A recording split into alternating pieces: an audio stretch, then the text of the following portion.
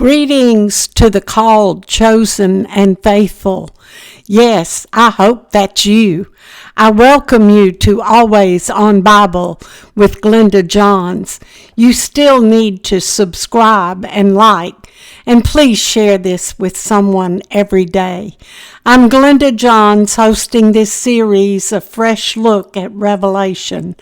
I hope you are ready for what's ahead. This episode will be for you. That is, only if you have prepared yourself with a clean garment that only Jesus can clothe you with in this life. If you need a change, do that now, so you can listen with a confident assurance and not a dread.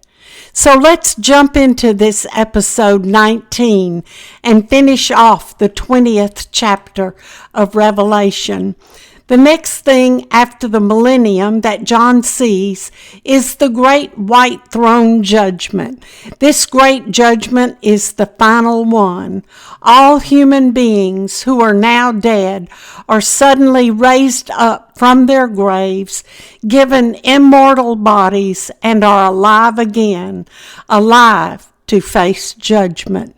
This is an unbelievably enormous host of people, from Adam all through the centuries, including those who lived and died in the tribulation and millennium years.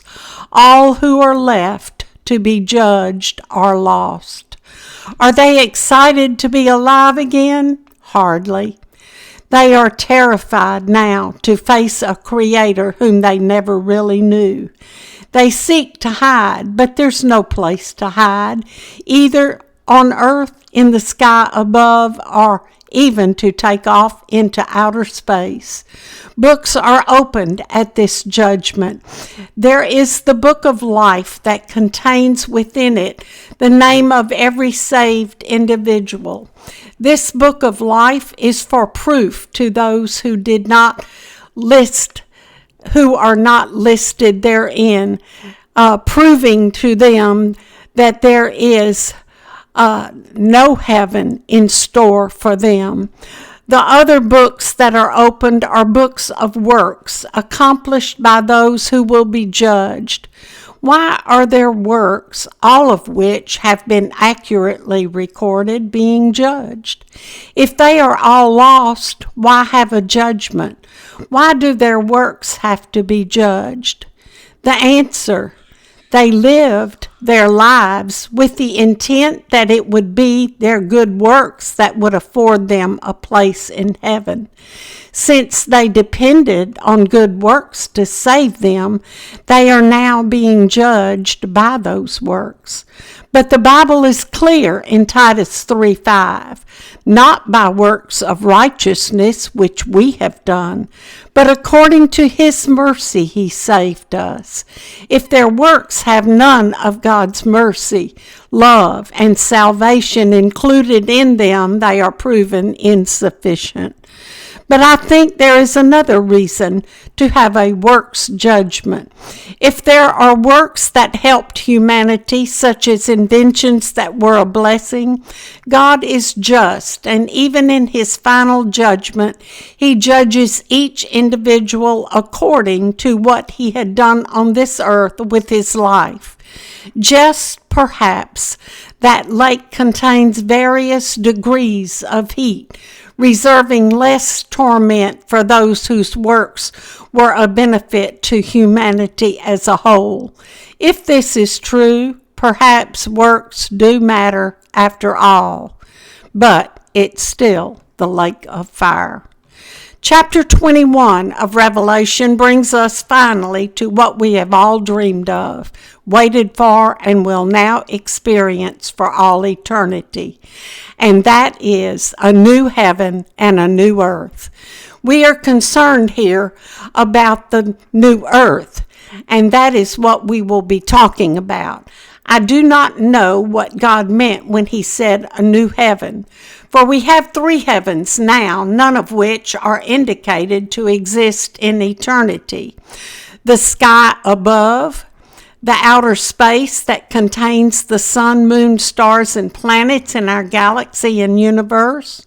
And the third heaven, the place of God's abode, where angels are, the spirit world, and the location of the throne of God where he sits. But this will change when God notifies everyone that he has moved. We learned at the outpouring of the seventh bowl judgment, the mountains and islands had disappeared. That was in Revelation 16:20 during that worldwide earthquake. In Revelation 20, verse 1, God tells John that the first heaven and earth have passed away, and that there is no more sea, referring to the large saltwater bodies of water. This makes much more living space on earth. The new earth is not called by another name that would indicate a new planet entirely, but it is still earth. Consequently, God's work on it will be a renovation rather than an entirely new creation, which carries with it the meaning that the earth is not destroyed, but renovated. Don't forget the fact that the first earth before the renovation is literally filled with people, all of whom are now redeemed. A renovation seems a more likely term than a total destruction and recreation, which would call for God's displacing the inhabitants.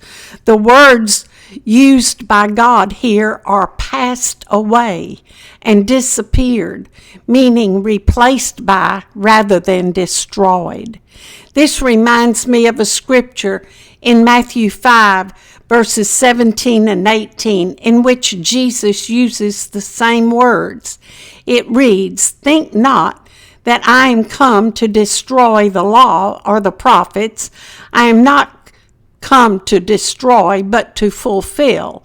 For verily I say unto you, till heaven and earth pass away, not one jot or one tittle," referring to the writing of the law, "shall in no wise pass from the law till all be fulfilled." Let me explain. The meaning of this verse was unfolded to me by God when I was teaching Jesus' Sermon on the Mount. God stopped me when I came to this verse, and he merely said, "Stop, there's more here." Little did I know. I want to share this with you since it will be fulfilled at the time where we are now in our study. First of all, the New Living Translation reads that he came to accomplish the purpose of the law. So I thought, what is the purpose of the law? It was given to make us righteous, telling us plainly what God expected of us. That, of course, posed a problem. We were not capable of keeping the law. No one could. In fact, we were not made righteous until Jesus died on the cross. That's exactly what he was talking about and saying on the Mount. His death, burial, and resurrection is what makes us righteous. He spoke the truth. He was here in order to fulfill the purpose of the law. He made us righteous. Secondly, why did he say the law of Moses and the law of the prophets? What did he mean? He meant the written law, for when he used the words jot and tittle, that was referring to the writings of the law, for they are descriptions of Hebrew writing. For before Moses and the prophets came on the scene, for 4,000 years there was no written law for man to obey. Why is it we could not keep the law? Because the law is perfect. It's the perfect righteousness of God. It was the only perfect one, Jesus, who was able to fully obey the law. In fact, truth be known, the law is God because it is the written expression of God's righteousness.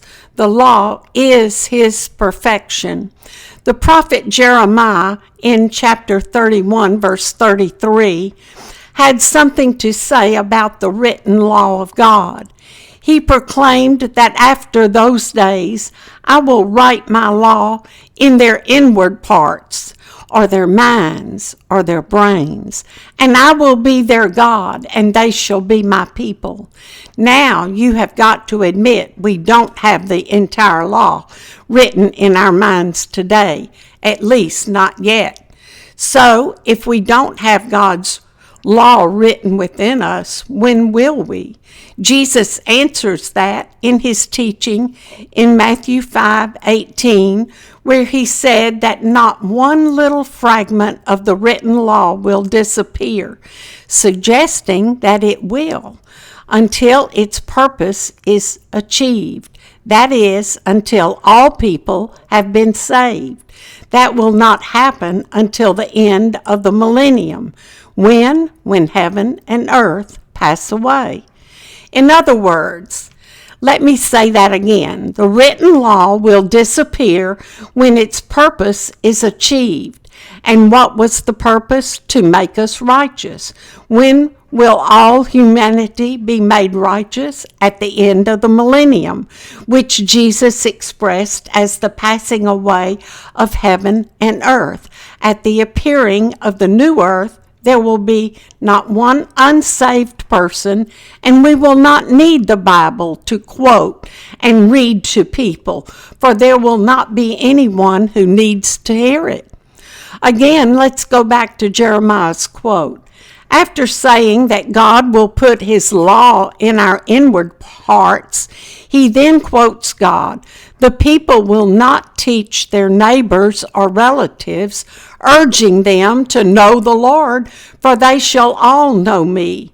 So, will there be law in the new earth? Absolutely. For remember, the law is God. But there will be no use for any written law, for it will be written in our minds for instant recall. Amazing, is it not?